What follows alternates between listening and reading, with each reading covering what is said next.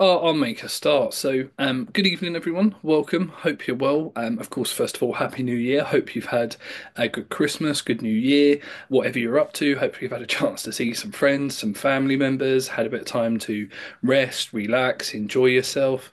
Christmas, it's always an interesting time, particularly from a sort of food and nutrition point of view. Again, it's maybe that opportunity to have certain foods and drinks that you wouldn't necessarily have or normally have throughout the year. So it is a chance to enjoy yourself. Equally, or anyway, in terms of this evening. So first of all, in terms of introductions, my name's James. I'm a registered performance nutritionist based in the UK, and I'm the founder of Fuel the Runner. This is something that I've been doing for a little while now, about a year or two. This is something I set up when I first got a place in the London Marathon. So I was really fortunate. I got a place back in 2020. Obviously, COVID hit, so unfortunately, my opportunity to do the London Marathon got a little bit delayed. But you soon start to realise just how big an area or how big an impact nutrition has in terms of sort of running performance. And as I joined different Facebook groups, social media, I started to have runners reach out to me for in-depth nutrition support. You start to realize just how much information there is out there and how much of a minefield it can be to navigate. So hence why I've launched Fuel the Runner to try and help provide that sort of evidence-based nutrition information, education to runners like yourself to further help improve your running performance, your training goals. But equally, for me, it's not just about the running side of things, it's also the impact that nutrition can play in terms of your health and well-being too. So what I've got this evening, do bear with me. I have been talking all day, delivering all day, so I'm losing my voice a little bit. So um, do bear do bear with me. But in terms of what I've got, what I've got for this evening, like I say, this is just I suppose a brief insight into the impact that nutrition can have. I'm going to focus on sort of three key areas, which I'll come on to explain now. In terms of a little bit more about me, so like I say, my name's James. I've been working as a performance nutritionist for a number of years now. I started off completing an undergrad in sports science from Brunel University. Went on to complete my master's at Loughborough University in sports nutrition, and then I'm on what's called the Sport and Exercise Nutrition Register. So this is essentially an accreditation program that I have to go through to ensure that what I'm saying is evidence based. Nothing that I'm saying is anything sort of dangerous, dodgy, or anything like that. Outside of Fuel the Runner, I work with a whole range of sports, including biathlon, rugby players, footballers, lots of runners, golfers, and I also work for the NHS doing some of their healthcare programs too. And as I mentioned, over the past sort of year or two, I've started to build Fuel the Runner to help runners like yourself. So, in terms of what to expect or what I'm going to cover, like I say, I'm going to focus on sort of three key areas, followed by a bit of an open Q&A. So, if you do have any questions, do please post in the chat box, and I'll come back to those at the end. But three key areas I've chosen to focus on for this evening. In terms of why I've chosen these three areas. So the first one I'll talk about is a little bit around fueling for training. The second one is a little bit about enhancing your training adaptation and improving recovery. And the third part is really about sort of health and well-being. I've chosen these three for a number of reasons. One, these three are probably the most common areas that I tend to see people talk about. I get questions from, particularly in terms of things like Facebook, social media groups, things like that.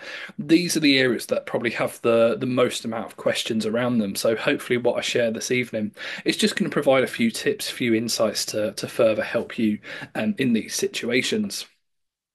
As I say, I'll then finish with some open questions, answers, if there's any questions you have based on what I say this evening. Equally, if there's something else, maybe not that I've not mentioned this evening, again, I'm very much happy to use this time however you like. So, in terms of why nutrition is important for running performance, I often say nutrition is just 1% of a runner's development, but for me, it's that 1% that can have a huge impact on the other 99%.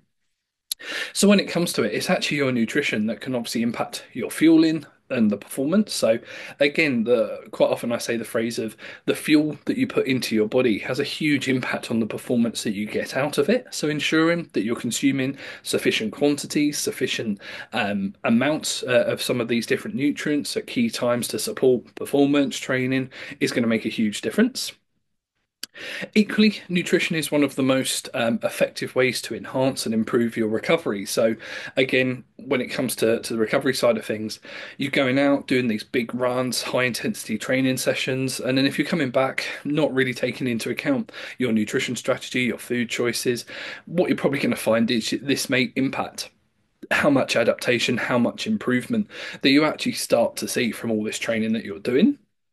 Nutrition can play a key role in terms of things like injury prevention. As I mentioned, can make a huge difference in terms of maintaining immune function, maintaining a strong immune system, and it can also play a key role in terms of our health and well-being too. For the purpose of this evening, as I've mentioned, I'm going to focus on those sort of three key areas. So the first one I'll start with is, of course, the fueling for training. So this is something that I see a lot of misinformation. I see a lot of people that are maybe a little bit confused as to what they should be doing, what they should be having, when they should be having it, how much they should be having it, and also looking for some suitable ideas. I speak to a lot of runners, and some of the quite common but quite simple mistakes that they make just through that lack of awareness can make a huge difference here. So, a few things to take into account. So, as I say, what the fuel that you put into the body, this is going to have a huge impact, particularly at the moment as you're training for an upcoming event, an upcoming series, race, maybe as part of your sort of training goals you're working towards too.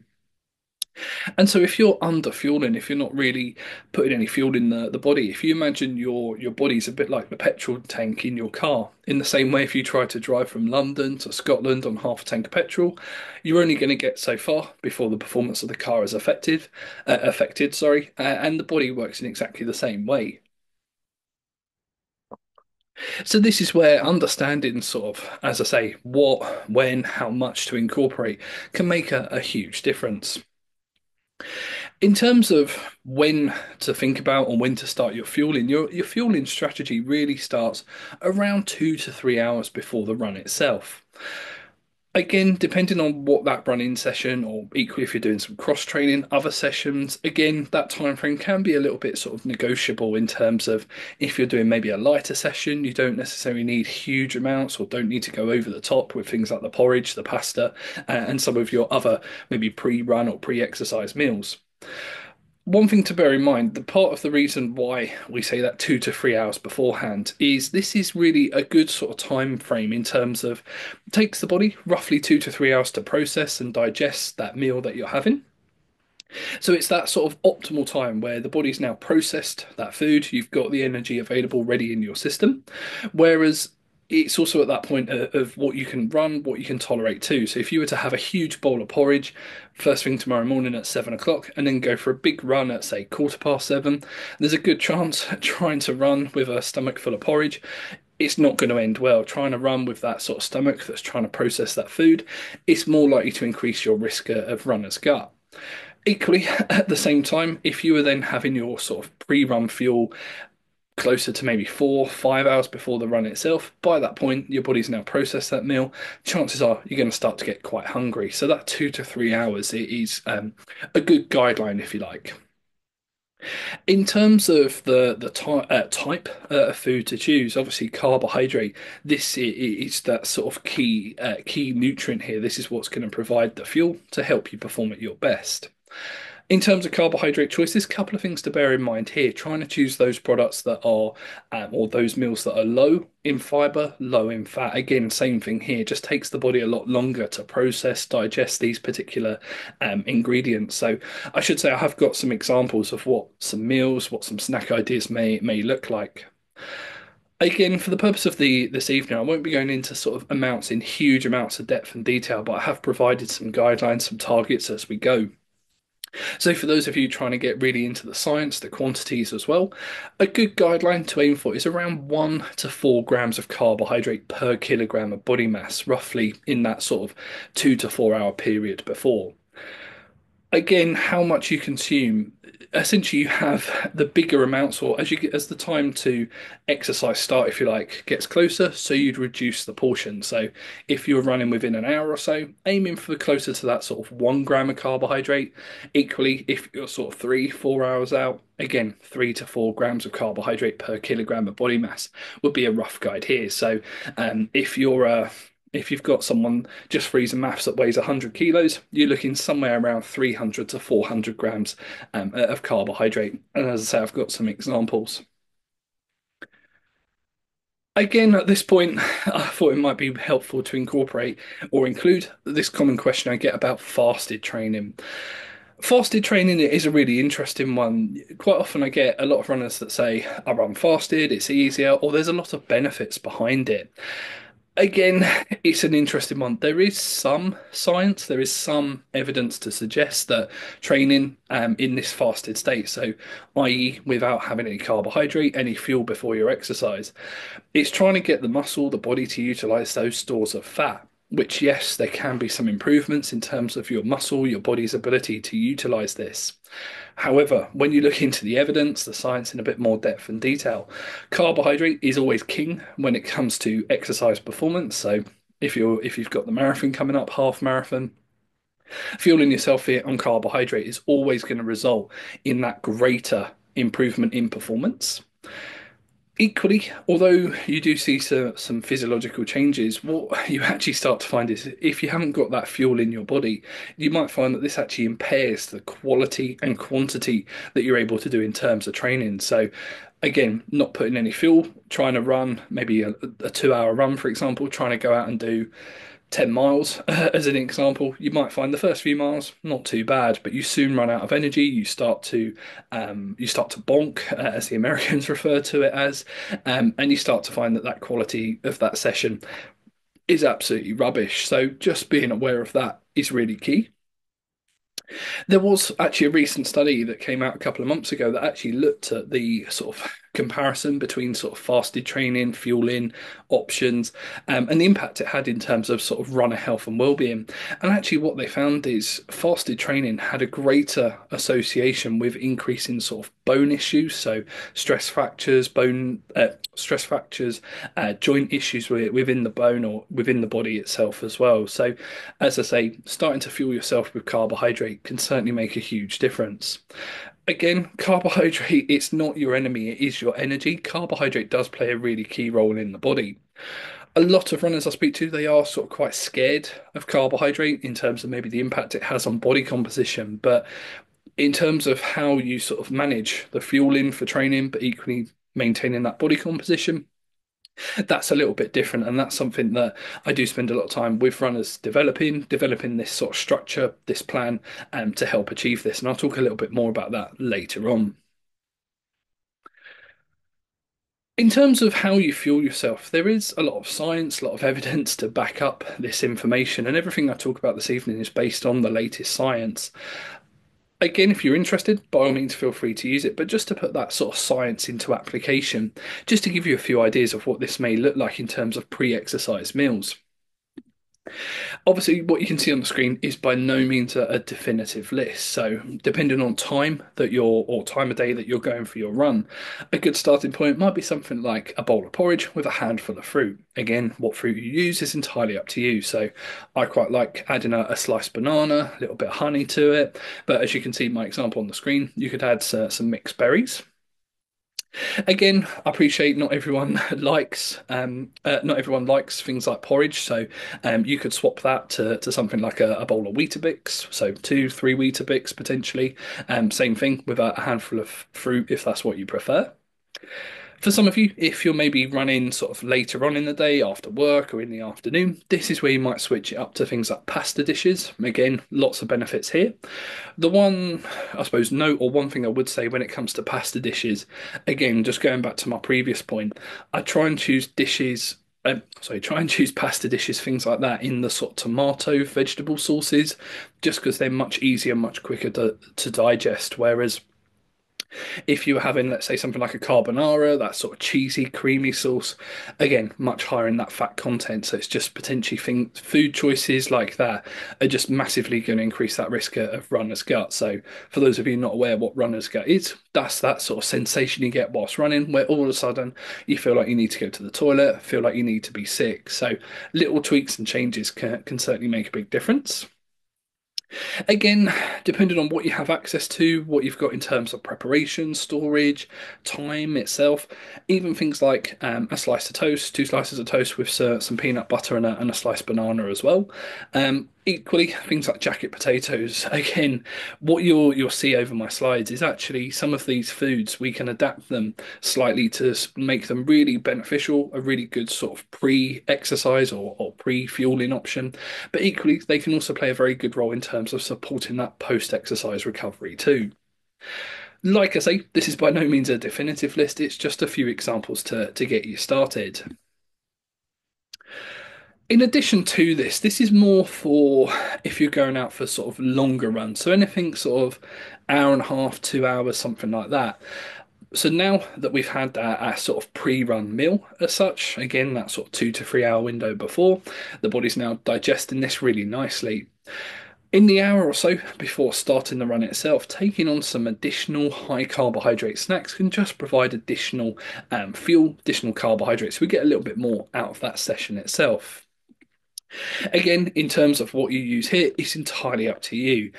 I suppose one of the biggest tips I can give to you, and one of the most common mistakes I see a lot of runners make, is actually using or um, actually when it comes to training, not actually using your training sessions, your training runs as a really golden opportunity to practice with different foods, different drinks to see which ones work best for you. As for me at the moment, I'm training for the London Marathon, but I'm trying to factor in a sort of practice run each week where I'm trying sort of new brands, new products. So, the past week or so, I've been trialing the new Beat It Sport gels just to see how I respond, how I get on with those. In the past, I've then done it with things like the difference in cereal bars versus gels or the difference in sports drinks. So you don't necessarily have to do this every single session, but even if you've got a short run, just to sort of see how you respond, what works for you, trying some of these different foods and meals can make a huge difference. In terms of what these pre-run snacks may look like, again, it's entirely up to you. Some runners like things like a bowl of yogurt and a handful of berries just to provide that sort of quick, easy to digest fuel. Could also be a piece of fruit, so banana, again, it's quick, it's easy, fairly easy to store on your person as well if you want to take that with you. Cereal bars, again, really simple, really easy to store. Again, in terms of what you use, it's entirely up to you. You don't have to use Rice Krispie squares by any means at all. They tend to be quite popular due to the taste, the texture, the flavor as well. Obviously, when it comes to cereal bars, there's all sorts of different brands, different textures, consistencies. So again, as I say, maybe trialing, practicing with a few, see what works for you. Before before a runner, I know some runners get a little bit nervous or don't like to take on huge amounts of bulk or huge amounts of volume. So you can also use things like sports drinks, whether it be things like a Lucozade Sport. Equally, making your own sports drink can be really simple, really easy. So if you were making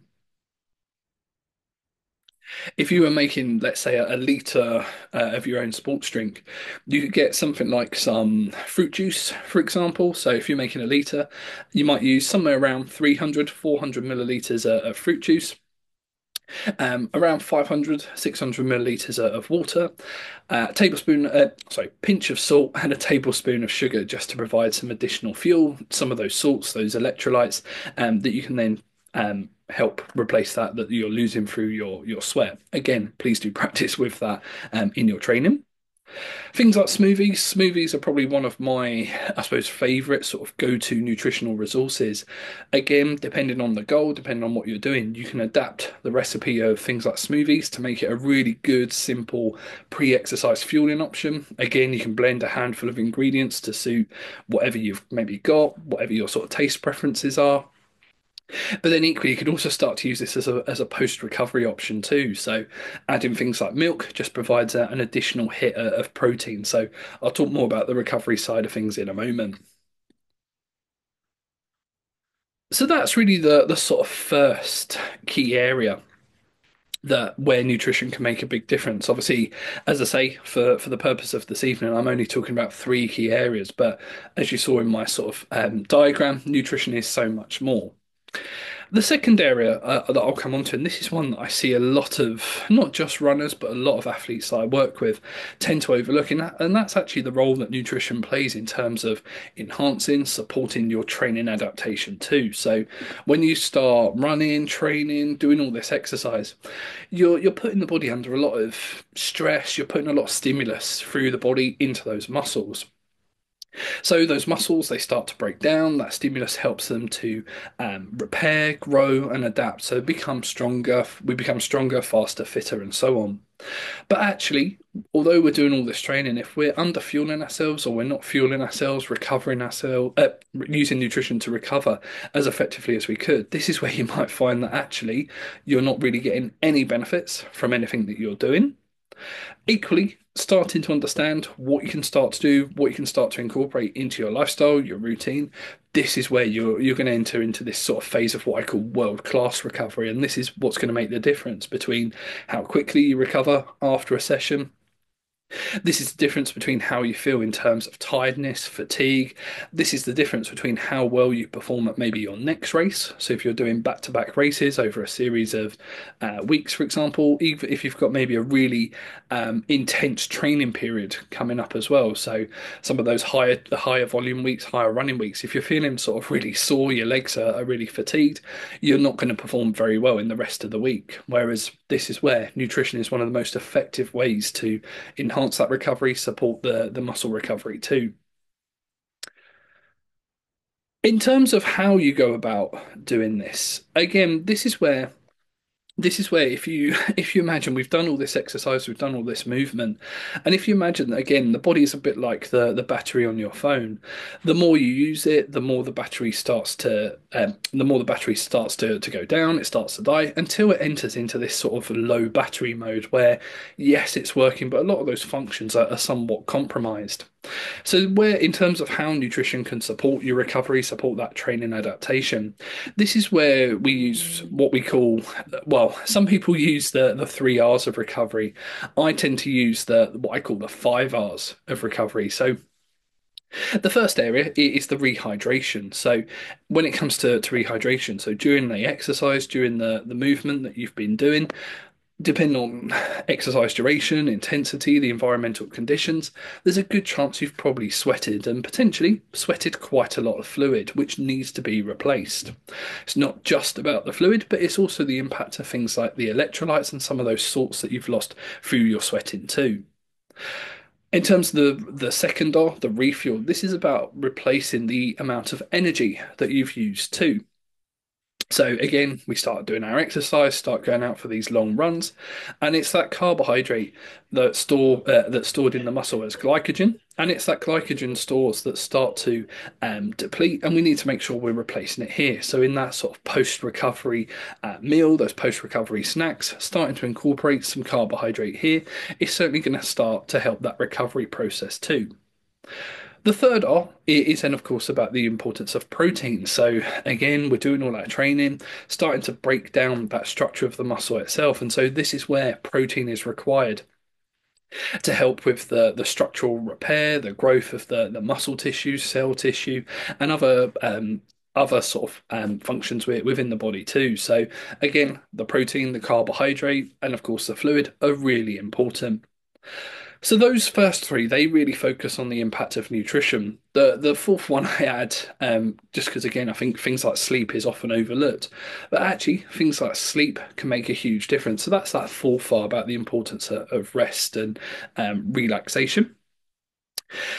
The fifth R is what I tend to add, and this is what I call the fifth R I call repeat. And this is basically about the importance of doing this after every run, after every training session.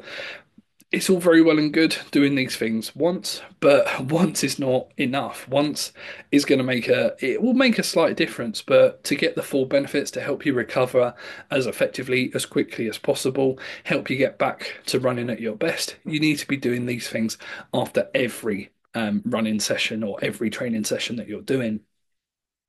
So just to highlight a little bit more about each area around this. So if I start with the refuel, so the sooner we start this recovery process, the better. Some of you may have come across the anabolic window. This was a phrase that was around a few years ago, and it was this idea that the muscles were only receptive to nutrition and sort of protein, things like that, within the first sort of half an hour or so of exercise. Recent research has shown that actually, depending on the demands that you've put through the body, the muscles are still in this state of recovery as long as or up to 24 hours post exercise. So if you don't have your food, your nutrition within that first half an hour, that's not necessarily a bad thing as such. Equally, the best way I look at this is the sooner we start this recovery process, the more effective or more quicker, more efficient you're going to recover. Again, for those of you interested in sort of amounts and quantities, a good target is around 1 gram of carbohydrate per kilogram of body mass in your post recovery initial meal or initial snack.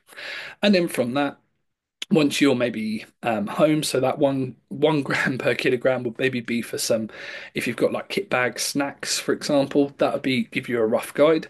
Once you're home, you've got access to more food, meals, things like that. Around that 2 grams of carbohydrate per kilogram of body mass is a much better guide.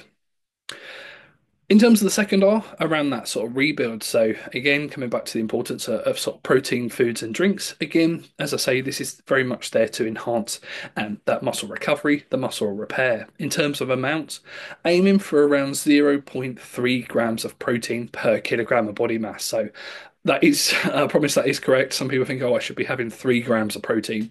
Not so much. 3 grams of protein per kilogram of body mass would be a sort of recommendation for someone over the course of a whole day. But sort of, so that is correct, I promise. 0.3 grams. When you multiply this out, this is going to give you a sort of total amount of somewhere between 20 to maybe sort of 40 grams of protein, obviously depending on the athlete's weight. In terms of the rehydration, so again, the sooner we start this rehydration process, the better. This doesn't mean that you've got to finish your training session, finish your run, and start necking glass after glass of water or bottle after bottle. Again, starting with small sips on a regular basis can make a huge difference here. Depending on the intensity, duration of your session, rather than just having the water, may certainly be worth investing in things like electrolyte tablets, powders to help replace some of those salts that you would have lost through sweating. And equally, you could combine this with the carbohydrate, and rather than using water, maybe switch into sports drinks or sort of carbohydrate based drinks. So, Lucozade could be, you could use things like a glass of orange juice as your post recovery drink, for example.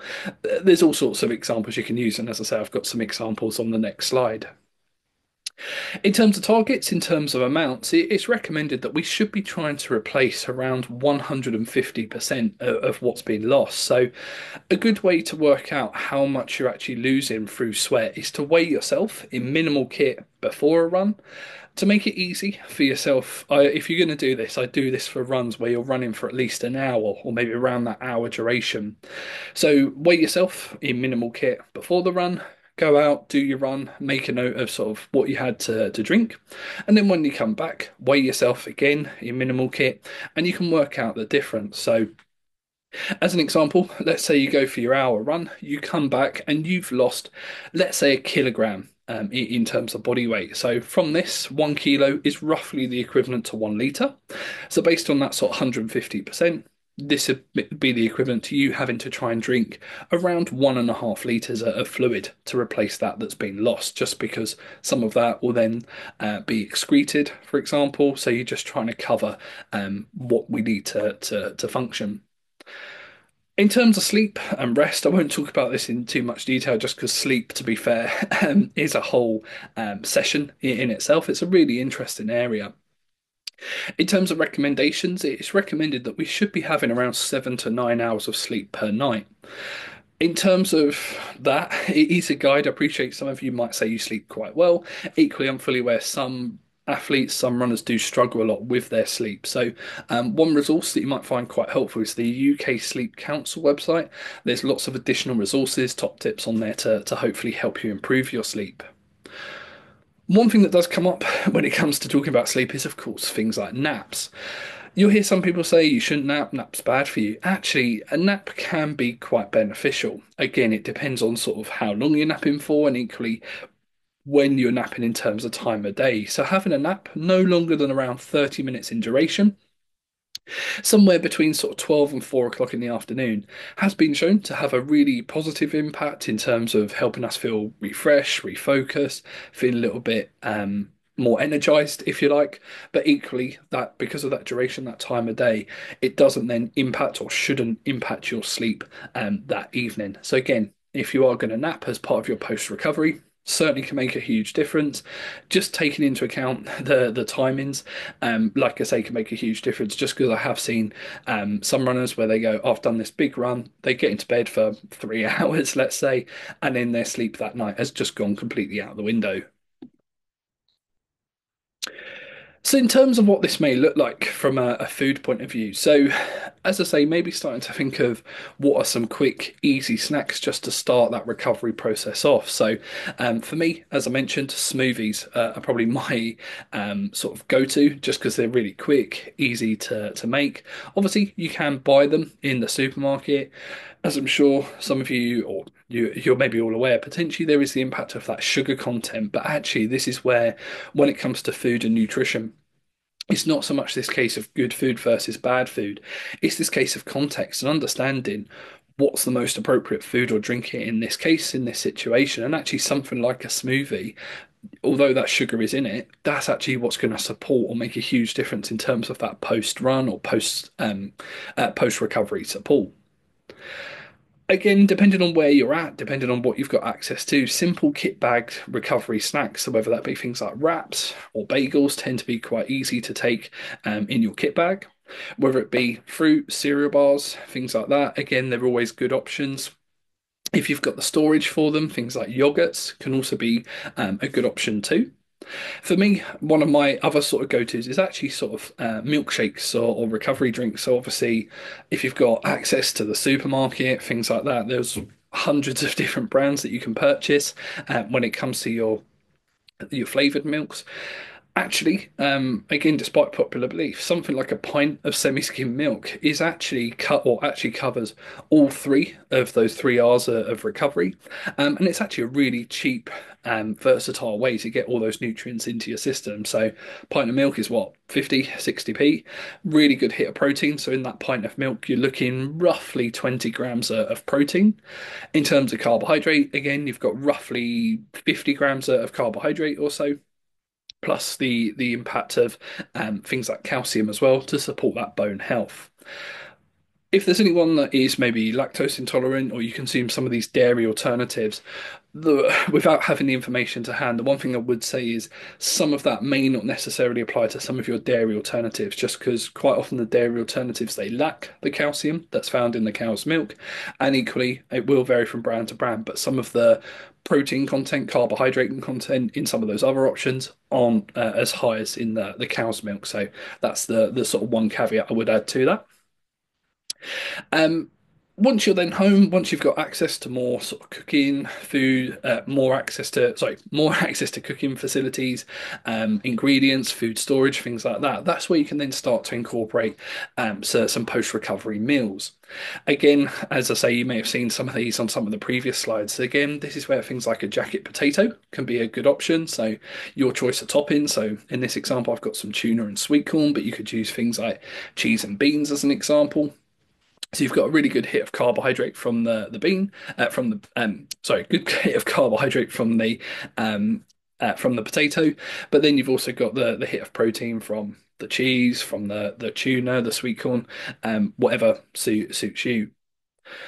Other options, again, using things like pasta dishes. So, like a chicken pasta dish, for example, you could use things like a piece of salmon with some rice. Again, quite often I end up using things like stir fries. Again, stir fries, they're really quick, really easy to manipulate to suit your health or sort of nutrition goals. So, if you've got a piece of chicken, dice that up. If you've got some random vegetables, salady bits, that sort of thing, chuck it in a wok, chuck it in a saucepan, mix it all together, and you've got a really healthy, quick meal that's going to support that recovery. Again, add in additional portions of vegetables, fruits, things like that. They also provide additional antioxidants, vitamins, minerals to support that post recovery too.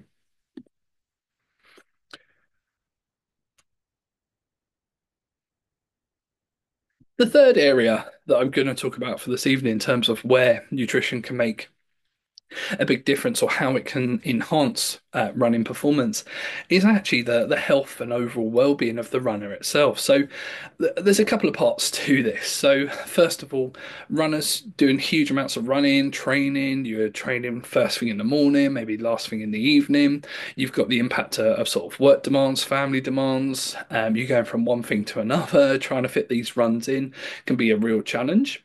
Equally, you've then got the people around you. So, coughs, colds at work, for example, very easy to be passed on to you, and particularly if you are maybe under fueling yourself. Again, the fueling's not just about the performance, the running side of things, but it's also the role that nutrition plays in terms of supporting things like a strong immune system, reducing that risk of illness. So, a few tips just to, I suppose, wrap this up to help.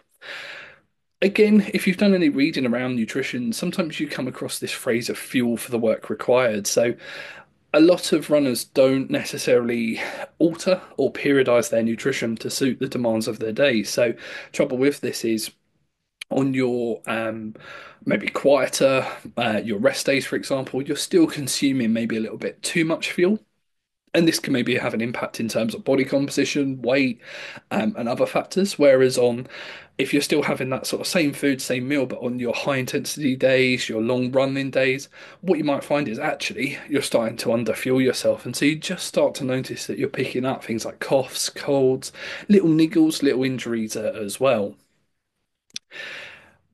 Again, a few further tips just to help with reducing the risk. Obviously, I appreciate some of these points might not always be possible, but a good starting point is maybe trying to avoid the large crowds or trying to avoid anyone that is ill. Again, I appreciate you can't necessarily isolate yourself completely, but even things like investing in masks, you do start to see a lot of people have started to wear those a little bit more.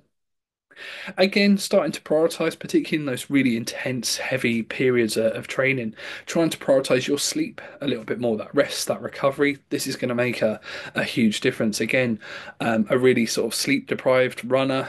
Again, could be caused by a number of reasons. There is certainly a link between sort of sleep quality, poor sleep, and then the impact it has in terms of that risk of sort of picking up coughs, colds, and other sort of health factors. Again, obviously, particular time of year, so it's already dark outside, and that's of course the impact of things like vitamin D. So, vitamin D, the sunshine vitamin that you may sometimes see it referred to as. So, for a lot of runners, particularly this time of year, we're out first thing in the morning, it's dark, we go off to work, do our day-to-day activity, we get home, we're going back out for a run, and it's dark again. So it's just particularly sort of the October to sort of March time where we're in that sort of winter months, the lack of sunlight. Certainly having things like vitamin D supplementation can have a whole host of benefits for running performance as well as health and well-being too. The other thing I'd say to this is also the importance of following good food hygiene. Some of that may be fairly obvious, but again, you do see some really sort of odd behaviors that people do, or even unsafe, you could argue, where even little things like not washing vegetables effectively, not washing your hands on a regular basis, not ensuring that food is cooked properly. Again, obviously, particularly over the past few weeks, or even at the moment, there's a huge amount of coughs, colds, other things like neurovirus going around, which potentially could be spreading through things like poor food hygiene as well. Obviously, should you pick up that sort of cough, cold illness, whatever it may be, it's also looking at how you can sort of manage those symptoms, how you can support your body's ability to recover as quickly as possible. So, a big part to this, again, as I say, is plenty of rest and good quality sleep. If people would find that useful, I may host that as another webinar, maybe coming up. Additional things that can certainly help. So, things like nasal sprays, so things like Vicks First Defense. So, having those nasal sprays can certainly help reduce congestion, can help clear that blockage of any sort of bacteria that may be being transported through the air. Equally, if you've got things like a sore throat, as you can tell, my voice is going a little bit. Hot drinks, so hot drinks, cordials, things like hot honey, for example, have been shown to alleviate the sort of pressure, the tension that's sort of placed on your throat, if you like.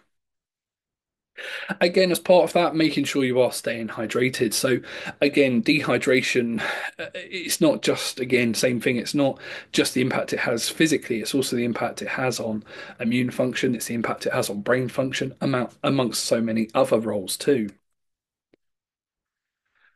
Again, in order to support that sort of that safe and sort of quicker recovery period, a few additional tips or a few additional, I suppose, supplements that have been shown to support that recovery.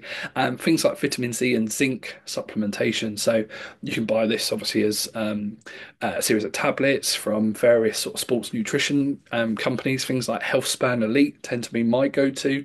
And again, research has shown sort of 3 to 5 days of supplementation. As soon as you get that onset of a runny nose, the cough, the cold, has certainly been shown to alleviate those symptoms. Again, using things like, as I mentioned, sort of the Vicks First Defense. There are obviously other brands available. Using them on a regular basis based on the guidelines that are on the packaging can certainly help. You're not gonna wake up the next day feeling 100% back to normal. But again, little tweaks, little changes, incorporating some of these factors or some of these tools and techniques can make a huge difference and just help reduce the days lost due to injury. Injury and illness. So that's pretty much all the content. Just to sort of wrap this up, I hope this has been useful. As I say, I've just focused on a sort of few key areas. One thing I always try and do with my presentations is to provide a few sort of summary tips. So the first one, I'd say fueling. Fueling it is key. When you see, or if you're on Facebook, social media, when you see people posting saying you don't need to fuel, you don't need gels, you don't need carbohydrate, and so on, as I say, carbohydrate is always king. Again, how you fuel your runs, how you fuel your training, this is going to have such an impact in terms of what you get out of the session, but equally how you feel in yourself. In terms of recovery, as I mentioned, a majority of athletes that I speak to, I work with, this is something they tend to overlook. So you've done all this training, but when people come to me and say, "I'm training, doing all these big sessions, but I'm not seeing any improvements," again, quite often it's the fact they're overlooking that recovery where they're really missing, as I say, this golden opportunity to get a little bit more from their training itself. I haven't really talked about it in too much detail this evening, just because supplements is a whole nother topic in itself. The one thing I would say with supplements is please do your research. If you do have any questions on supplements, as part of that, sports drinks, energy gels, any sort of products like that, please do reach out to a qualified individual. If you do have any questions on supplements, I'll add my email address or equally my social media details. Please drop me a message because I'm more than happy to answer your questions just because the supplements industry, it's worth well into the billions now. There's new products released into the market every single day, yet probably less than 10 of those supplements actually have really good, strong quality evidence to back up their claims, whereas there's so many products that have very little, if any, evidence. And so you just see so many people pretty much wasting their money on products that don't work. So, as I say, please do reach out. And as part of that, if you are looking for sort of nutrition advice, nutrition tips, this is exactly why I've created Fuel the Runner. Obviously, people are trying to help by providing sort of insights, providing anecdotes. But some of the information I have seen over the years shared on social media, in particular, it is quite frankly dangerous. It's not safe, not suitable, and again, a lot of it, the time, it is very much misinformed. And so, hence why I've created Fuel the Runner to help runners to level up their running performance using the power of good quality food and nutrition. If you do need help, if you are looking for sort of further help, further support with your nutrition, this is exactly what we're here to help you with. So to start to wrap up, if you are looking to level up your running performance in 2025, we do have a few additional resources to further help you. The first one is the opportunity to join the Fuel the Runner program. So the Fuel the Runner, it's an online platform. It's a sort of well, it's a couple of parts to it. So the Fuel the Run, it's an online sort of community support program where you have access to our online course. So it's a 24 module course. So there's new content released each week to help you, and it covers a whole range of topics around running performance, fueling before, during, recovery afterwards. Helps with things like hydration, developing race day strategies, but equally the role nutrition plays in terms of sort of health and well-being. So things like the importance of navigating the supermarket, understanding food packaging, food labels, managing things like eating out and takeaways. There's lots of resources to help with that. You also get access to our recipe hub, resource hub as well. So we're constantly uploading new content, new recipe ideas, new resources to help. So if you're someone that's maybe not getting on with energy gels, for example, we've got lots of ideas of what you can use instead. As part of your membership to this community, every month we host webinars covering sort of a whole range of topics. We've got a number of guests lined up to come on to some of these webinars as well. So we're trying to provide you guys with lots of support, information.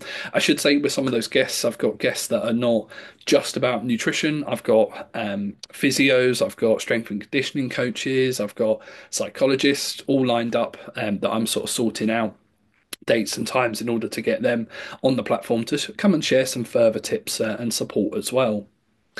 Again, in terms of as part of your membership, you get access to us. So we're here to help you, support you. So you have a sort of Ask the Experts function, and it's all part of your monthly membership. So if you do have any questions, any advice that you're looking for, do reach out. We're very much here to help you. But equally, you've got the opportunity to join a community of like-minded runners looking to enhance their running performance. As a thank you for joining this evening, we are offering a discount on that. So if you use the code Club Runner when you sign up, you get 25% off your first 25% off your monthly membership for the first 3 months.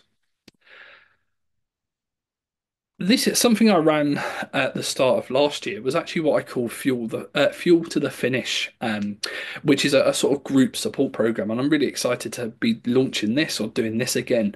I'm going to be starting this on the 22nd of January. So the difference here is this is a sort of group support program. So we'll have our own sort of private space. We'll have essentially an 8 week support program. So over the 8 weeks, I'll help you, support you, develop your race day strategy. I'll help you with your nutrition to help you achieve your health goals. We'll provide lots of nutrition resources, educational content. Obviously, you have the opportunity to ask us questions. We've got additional resources to further help and support your running performance too. So, as I say, I ran this last year. It was really popular. I had just over 20 runners complete this, and I'll be providing more details about this over the next sort of 24 hours or so. So, if you're interested, please do keep an eye out, and I'll be, as I say, sharing how you can sign up to this very soon. The other option is if you are looking for sort of more of a one-to-one support. So we also have an advanced coaching service. So the advanced coaching, as I say, is more of a one-to-one service. So if you'd rather work with us on a one-to-one basis, if you've got sort of multiple events coming up or something where you're just looking for a bit more in terms of that in-depth support, you get all the benefits of the Fuel the Runner community that I mentioned. You've got access to us in terms of more time to help any questions that you have.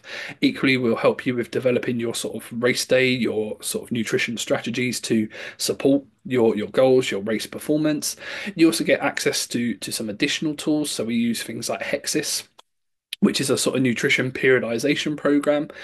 You get access to supplement discount codes, links to other testing. So we have links with various companies that can do things like body composition. We have links with things like blood testing companies as well. So that's what's included there. The other thing that we do have, and again, I will send this out when I send the recording out. We also do have this our free Fuel the Runner ebook. So this ebook provides you with a good starting point in terms of when it comes to your nutrition. So the biggest thing I'd say is looking at getting that structure in place and building from there. And this is very much what the book can help you with. So that's pretty much everything from us for this evening. I hope you have found that helpful and beneficial. Like I said, it's a lot of information to take in sort of 40, 50 minutes or so. I've really scratched the surface. As I say, I've just really focused on a few key areas, but nutrition can make such a difference in terms of other areas, other aspects as well. Obviously, if you do have any further questions or if you're looking for further tips and advice, please do follow us on social media. So at Fuel the Runner, we have a Facebook group, we have an Instagram page where we're sharing content, recipes. Again, we do sort of Q&As to further help you and support you with your running performance. Equally, if you prefer, do feel free to reach out. So you can see my email address at the bottom. Any questions that you have, if you are looking for sort of further support, drop me an email and I'll certainly get back to you as soon as I can. As I say, I hope you have found this helpful and beneficial. For those of you on the call, what I'll do is I'll stop the recording now. I can see there's a few comments in the chat box. Um, so let me